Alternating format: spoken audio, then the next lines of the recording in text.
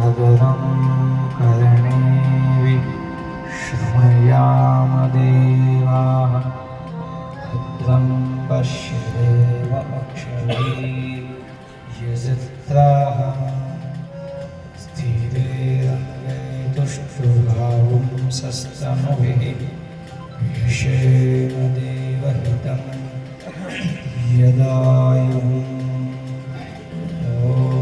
शांति शांति शांति।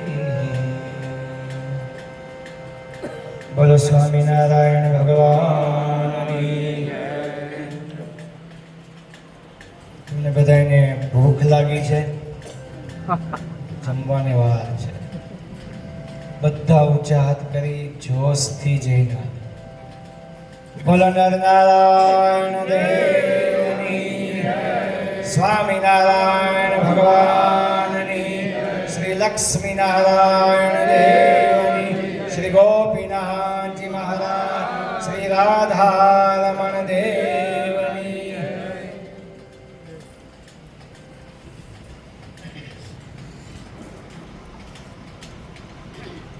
સંકલ્પ સિદ્ધ ઘનશ્યામ મહારાજના નવમ વાર્ષિક પાટોત્સવ પ્રસંગે 14મી પૂજ્ય ગુરુદેવની પુણ્ય સ્મૃતિ પ્રસંગે ત્રિદિનાત્મક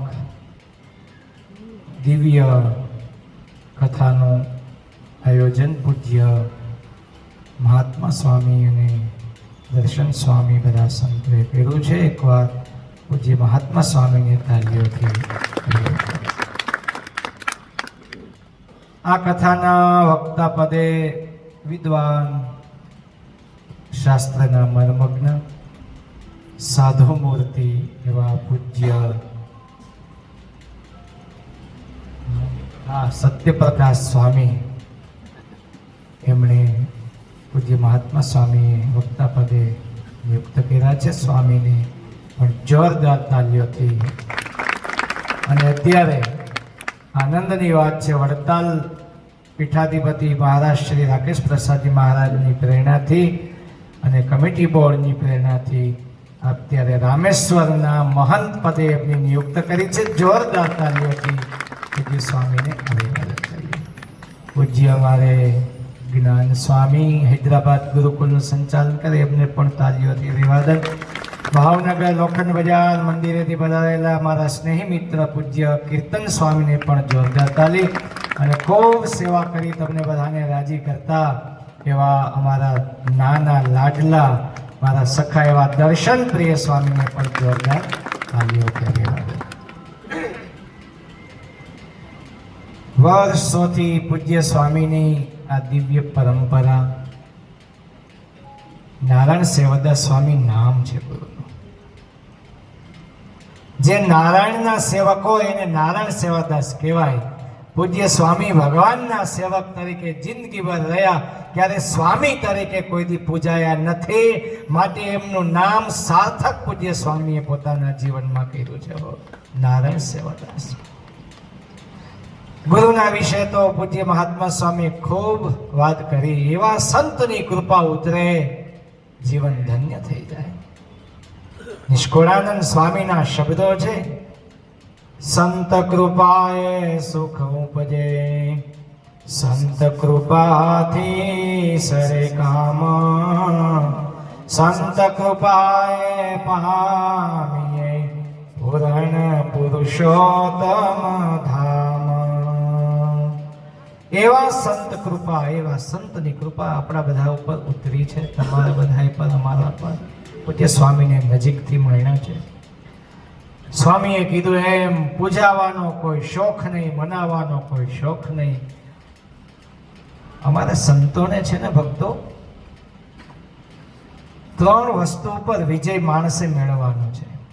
એક લોકેશણા, સ્ત્રી ઈશણા અને લોકેશણા. પુત્રેશણા, સ્ત્રી ઈશણા અને લોકેશણા. તમારે ગ્રહસ્થોને 2 ઈચ્છના હોય છે. ઈચ્છા, ઈચ્છના એટલે ઈચ્છા.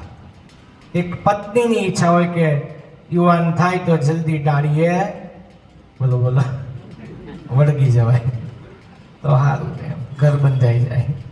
એટલે સ્ત્રી ઈશના લગ્ન થયા પછી એમ થાય કે હે ઘરમાં હરતું ફરતું નાનું બાળક કનૈયા જેવું રાબડા જેવું રમતું હોય તો ઘર ભૈરું ભૈરું લાગે અને આનંદ થઈ જાય પરિવારમાં. પુત્ર ઈશણા આ તમારી બે ઈશણા છે ગ્રહસ્થોની, અને અમારી સાધુની લોકેશણા છે. લોકમાં મનાવાની પૂજાવાની ઈશણાથી પર થઈને એ જ ભગવાનના ધામને પામી શકે છે, એ જ પરમાત્માને પામી શકે છે.